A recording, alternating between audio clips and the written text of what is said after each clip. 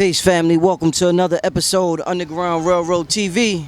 As you can see, I'm with the one and only Mfundishi. Welcome back, brother. Hotep, Uncle Uja Saneb Neb. Dua, good to see you, Brother Rich. That's what that means? Yes. No, it means live long. I give you all life, all prosperity, all health. Okay, all right. Now, you got something coming up this weekend. Next weekend, we're going to talk about that, Mfundishi, because I definitely want everybody in New York area to come out to that. But first, now, when I think of ancient Kemet, and I see things on television, mainstream media, dealing with the ancient culture of Kemet, you're one of the first people that come to mind. Now, if you know it's on mainstream television, there's going to be some slander, there's going to be some lies, there's going to be some propaganda when it comes to the culture of ancient Kemet. One thing I noticed, Mfundishi, on the internet, whether social media, Facebook, YouTube, Instagram, whenever these famous celebrities, they wear something, jewelry or a costume or whatever it may be, or they may throw up a symbol or something that's related to ancient Kemet, the majority of the people on the internet automatically say, the keywords they say is Satan, Illuminati, devil worship. You think it's the evil.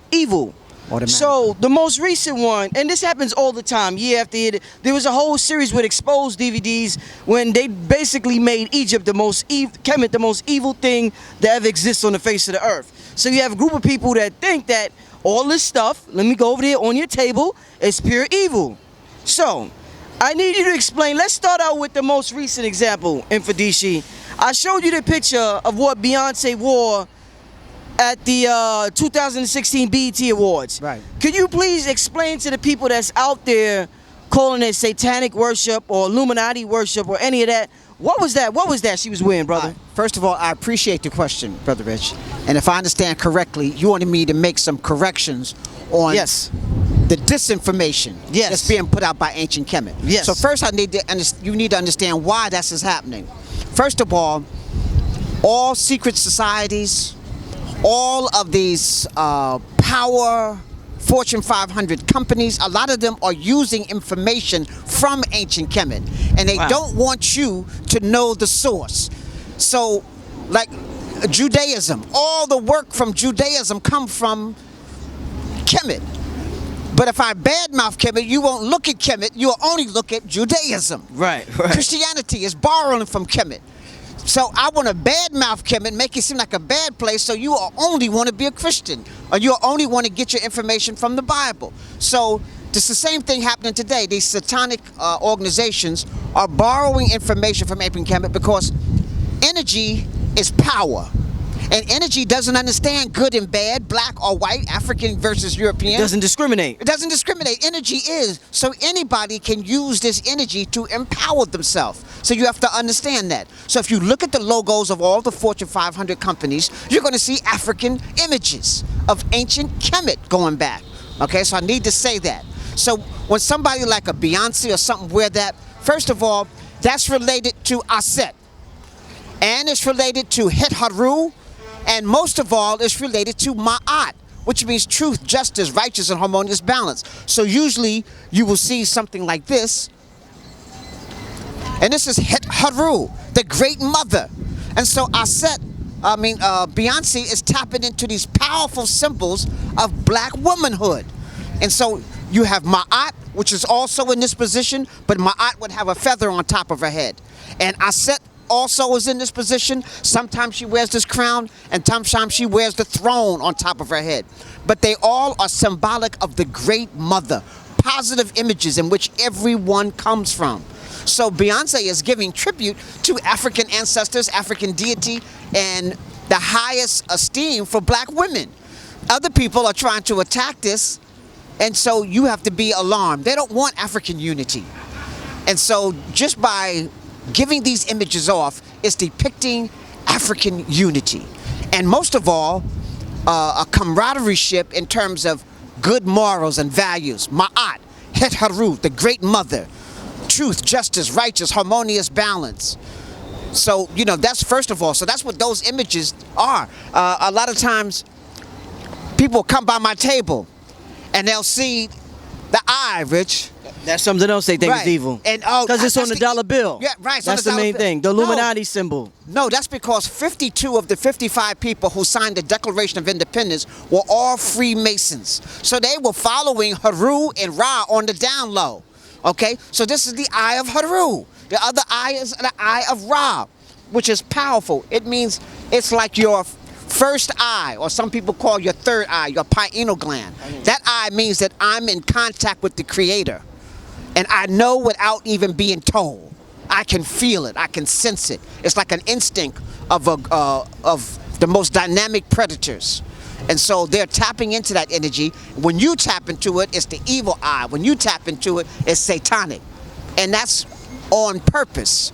The idea is to keep you as far away from your stuff as possible. And so you're going to constantly see this. You have to understand, there's exoteric and esoteric. One is hidden and one is out in plain view. Anthony Broder talks about hidden in plain daylight. And so here we are, here's your symbols in plain daylight, and you don't even know they're yours. Or your enemy has made you think they are bad. Yeah, and you're scared to, yeah. Right. People will come by and they'll think, oh, you got voodoo on your table. If you knew really what voodoo was, you'd be running towards it. Right, right, okay? Right. You know, so again, what the enemy does first is try to displace our culture and our symbols of our deity, our Creator. So once they do that, it's almost a wrap. Because when you abandon your culture and you abandon your images of the Creator and you take on that of the enemy, you become the enemy. So the enemy don't have to be around. The enemy could be home watching TV, and you're going to be perpetuating their lifestyle. So that's what I do. When I come out and you see me dressed only in African clothes, I'm trying to perpetuate us. I'm trying to accentuate that we need to support each other because we are our own salvation. Dr. John Henry Clark said, we have no friends in the world. True. Now I know when I think a lot of black people, when they see this imagery, when they see the dollar bill, they look at that as the ultimate sign of white supremacy. They think about us being the first forms of money, the first forms of currency in this country, the slaves. So when they see them when they see the third eye or the first eye or the pineal gland on the dollar bill, they don't want to support something that they feel their slave masters support. And I think that they look at it, when you say something like energy doesn't discriminate, I guess they want a God to discriminate between good and bad. They don't understand, why wouldn't energy discriminate? Right. Why isn't energy moral? Could you explain that? Why wouldn't energy discriminate against this evil force that we have been against for hundreds of years? All right, let me explain something, Rich. Good and bad is relative. It's cultural. It's based upon human beings. What's good in one society might be bad in another society. Right. So good and bad is relative. If you had a Siamese twin, Rich, and one of y'all was evil and one of y'all was really goody two-shoes, right? Right. And both of y'all stuck your finger in the electrical socket. Both of y'all getting electrocuted. You understand? Right. Electricity don't go around the goody two-shoes. You've been good, so I'm not gonna mess with you. That's an excellent example. Okay, so I just need people to understand that. So it's like Hitler. He took a symbol that meant brotherhood and unity. Swastika sign. And now everybody think it's evil. And now when white boys wear it on their arm, you know they're talking about apartheid, separatism. They're talking about the Aryan nation. The sign was good and somebody else used it. So I need to put a plug in now. There's something called symptomatic thought versus symbolic thought. You've heard me talk about this. Right. Symbolic thought means that you're only dealing with the image and you don't know why the image exists. You don't know what the image really stands for in a symptomatic mind melt, right? And so that's what's important. See, the Western world is controlling us through symbolic thought. Only images in which they control the definitions. See, whoever controls the situation defines the situation. And so that's why they can do this to our images. They're controlling the symbols. They control the television, the mass media, the movies, the cinema, the magazines, the billboards. And so they're programming you symbolically. Symptomatically means I know intrinsically what it is. So when I see the eye of the falcon, I know that the falcon flies higher than any bird, It's the fastest creature on the planet, can travel more than 285 miles an hour. It's the only creature that can look directly at the sun. That's like looking at the creator. See? So Right. this is symptomatic thought. I know intrinsically what that eye means. And that eye is imitating my pineal gland, which has the vision to see even without these eyes. So that's what our people have to learn. That's why I teach the Mfundishi. That's why I teach the Kemetic spiritual system, so that when people run religion on you, you'll know exactly where they got that information from. They're using all religions is symbolic thought. Symbolic thought. And if you question it to try to get to the symptomatic, they're going to tell you you're going to hell or it's blasphemy. Just follow. Anytime somebody tell you only just follow, you need to get away from them. Right. So here we have in 2016. Let me let this fire truck go by. So in 2016, Mfundishi, the majority of the world or the country thinks that these symbols are evil. Yes. What I want to know is, in ancient Kemet, what did they consider evil? Since we now know that there's nothing evil about any of that on your table, or about that outfit Beyonce had on, or the IRA, what did the ancient Kemetics consider evil? They had a word called Isfet. Isfet means that energy that pulls you out of balance, that causes disharmony. That was evil. Anything that pulled you out of balance of creating ma'at. Remember, ma'at is truth, justice, righteous, harmonious balance. So even the Europeans have even tried to make Set just evil. But Set isn't even just evil. Set is just might and strength.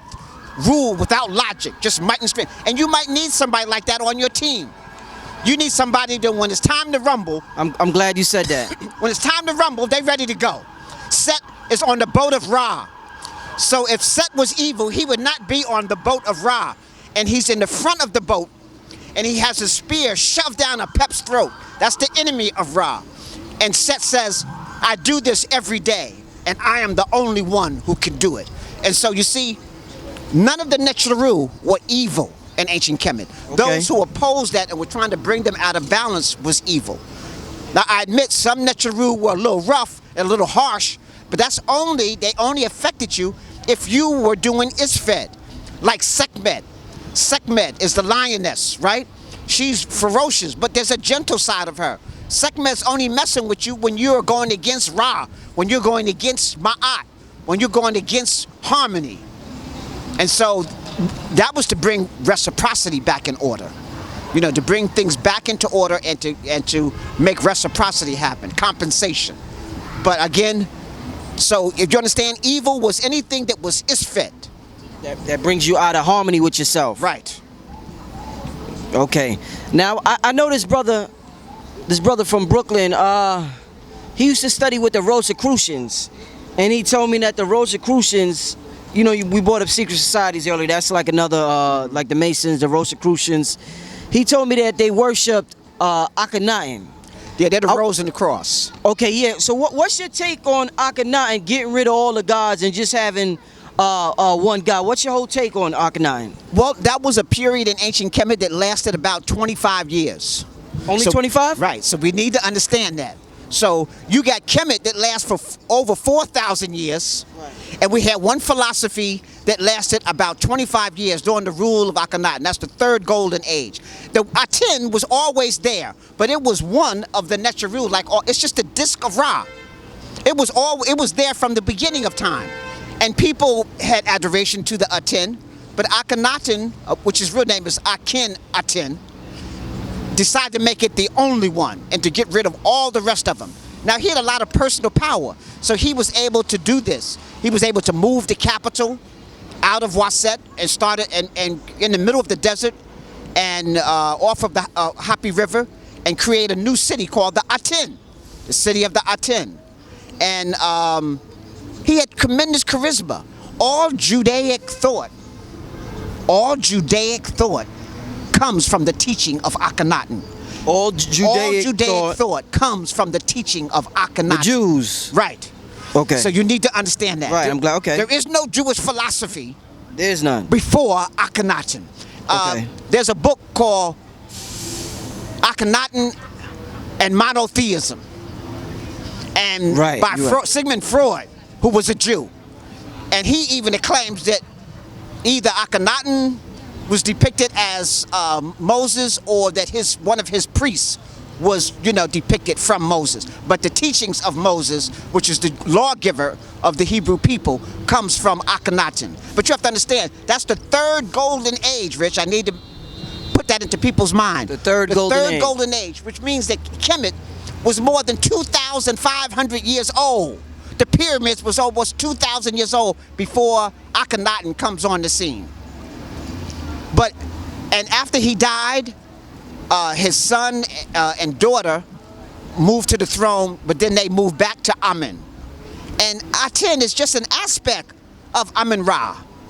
It's just that he decided that no other images would be posted. And so that's why in Christianity and Judaism, there's no other image before God. They got all of that sayings from Akhenaten. The Psalms of Solomon was written by Akhenaten. The so-called Solomon of Temple is Akhenaten. Okay. How come you can't find none of that stuff today? Right. And I always talk about that. You can't find none of the ancient stuff, but all of our stuff is still there, even though we've been invaded and taken over. Earlier, we talked about how, the big Fortune 500 companies, they use the symbolism from ancient Kemet. You might see the CBS uses that eye. Time Warner. All of them. All of them use the symbology. The entertainers wear the symbology. And you said they know that it's empowering. How come the brothers that I know personally, or I see scattered throughout the country, that may be into ancient Kemet, it doesn't appear to be helping them to the extent that it's helping these Fortune 500 companies? Like, I know brothers that's into that they still, it's not benefiting them the way they would want it to. So what is it that they know that the brothers all in the streets that's into ancient Kemet knows that it's not benefiting them to the same extent? You heard me say symbolic thought versus symptomatic thought back there. They're just tapped into the symbol. The symbol. They don't understand why the symbol is empowering. These Fortune 500 companies understand that. They understand why this symbol is powerful. And then they have this operational unity. They are bonding together to make it happen. They will it to happen. The brothers are just, it's tattooed all over their body. It's just symbolic. Right? It's just symbolic. They don't understand. They're not practicing the science. See, it's the science, Rich, which is the most important thing. And so Shell, oil, all of them, they're practicing the science. And I'm not talking about capitalism. I'm talking about how to use this energy to win the minds of people, how to use this energy to tap into the earth, how to use this energy to work it mental, physically, and spiritually. And the brothers on the street haven't done that. They only got the symbols. And so as long as they just have the symbols, Rich, that's like, it's not having it all. It's just like having a bowl of oatmeal. Wow, it's good for a minute, and then it's gone. Man, you dropping it today, brother. I'm glad. Now, also, as I mentioned earlier, when we talked about currency, and I said the first currency being us, we were sold. Our concept of currency, I'm trying to figure out if we have the right idea when it comes to money in relation to how the ancients viewed it. Now, a brother that calls himself conscious, or just a lot of people, if I walk by and I say, yo, Mfundishi, man, I just dropped $600 on a t-shirt. About 99 to 95% of the brothers or sisters might say, Rich, you wasted your mother effing money on that shirt. You crazy. You messing up your money. I don't know why you'll waste that money. But when I study ancient Kemet, it seems as though money, the concept of energy is abundant. You could never run out of something. The universe is abundance. If I'm the energy source, if I'm the currency, how can I run out of me? This is your currency source. Right. So if my mind is the currency source, how can I waste money if it's on a $500 shirt? Or how can I throw it out if it's abundant, it's coming from me? So I'm trying to figure out because we think this is the conscious, the poor righteous way, don't spend too much money on something. No, that's somebody who's trying to control you. It seems like scarcity. Yes. All right, so they want you to think on a very low vibration. When you start thinking on a high vibration, let me give you an example, Rich. People who hit the lottery, 90% of the people who hit the lottery within 10 years are broke. Right. In fact, they're in more debt than they were before they hit the lottery. That's because now all of a sudden they got all this money, but their mind is still thinking like a poor person. So you go out and buy 5 brand new cars, $1 million house. You can't even pay the taxes on the house now. They go take your stuff back. You squaddle. You don't make your money work for you. See, rich people think like rich people, and they make their money work for them. Poor people just spend money. They don't even understand passive income. They don't understand diversifying income and residual income. So rich people circulate money. Right. They circulate it and make their money work for them. Okay. Not you. See, we work for the money. They make the money work for them. And then while they're asleep, they're making money. You out hustling, working by the hour. You got a job, J-O-B, just over broke, probably with the jackass of a boss. And sometimes both of them, right? So you will always maintain. No one gets rich in a job. Now, I'm not telling people to quit their job. I'm telling people, follow this formula. Find something that you love, then become an expert at it. Then you'll be compensated for it. Now watch this. After you're compensated, diversify your compensation. And then it will uplift you, uplift your people, and uplift humanity. And I say that because it has to uplift you, your family, and humanity. Because you could be selling drugs saying, yo, Rich, I love it. I'm good at it. And I'm getting paid. Right. But you can't. That's not uplifting you, your family, or your people, or humanity. So it has to uplift an African people. It has to be something that's going to be tapped into Pan-Africanism. Use your energy. See, use your energy. And diversify is important. For example, I have my own DVDs. I have my books. I have the cultural artifacts. So people can go online. I have my website. So people can become members of my website. I teach class not only at the shrine, but I teach class online. You know, and then we're doing workshops. I travel around the country doing workshops. They pay for me to go, they pay for me to set up, and then I sell my merchandise for them. And then they can constantly order it, so I'm diversifying myself. D, man, that's man. I got to go back and listen to this interview again, brother. I definitely appreciate your time. I want everybody who's in the New York area to come out to a tour you got going on next weekend. So could you tell us a little bit about it, brother? Okay, July 1st, 2nd, and 3rd is the July 1st, 2nd, 3rd, and 4th is the International African Arts Festival in Brooklyn at Commodore Barry Park in Brooklyn, New York. It's from 10 to 9 each night. So we're there in the Manchu section. We have a double tent there, the Manchu section, number 36, where we're selling all our wares. I have a special guest, Sister Riketi Aman, who is my teacher in the Medu Necha and one of the best Medu Necha teachers in the world, not just in the country, in the world. She studied with Diop, Jacob Crothers, the co-founder of the Kemetic Institute, and she's been on this mission for 30, 40 years. Okay, so she would be out at my tent, Manchu section number 36. But on Sunday, July 3rd, we have a tour to the Metropolitan Museum. People will just meet us at the Metropolitan Museum in the lobby at 11 o'clock. And Rosalind Jeffries, Dr. Rosalind Jeffries, who used to be a curator at the Brooklyn Museum and the Metropolitan, will be our guide through the West African exhibit. And then myself and Sister Riketi Aman will be your guides through the Kemetic Egyptian wing. So we'll be reading the Medu Necha. We'll be discarding all those little cards. You see, a museum is a trophy case of white male domination. And we're going to show how we can use it as an educational tool. So that's this weekend, July 3rd. People can tap into my website, and I'll also be posting it on Facebook, mfundishijhutyms. It's $25 for the tour, and all proceeds is going to Sister Riketi and Mut Jeffries. Did you leave your number? A number? mfundishijhutyms @gmail.com. People have been calling me all types the day at middle of the night, so I got to ease up on the phone number. Shem Em Hotep, Ankh Uja Senebneb. Peace. Dua. Peace, family. This brother Rich from UGR, urging all my viewers and subscribers to help support the channel by donating just $1 to the UGR PayPal account. We appreciate the viewership and support, and we understand the power of $1.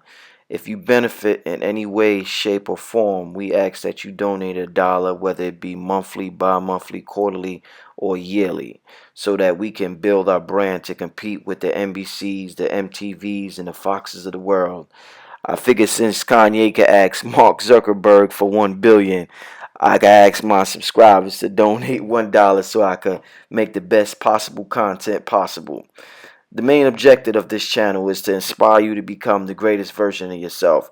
So hopefully throughout the years of you watching this program, you have been inspired to become the greatest version of yourself. If you would like to donate, you could go to www.paypal.com and send a donation to richandmerit7@yahoo.com. Thank you and enjoy the rest of your program.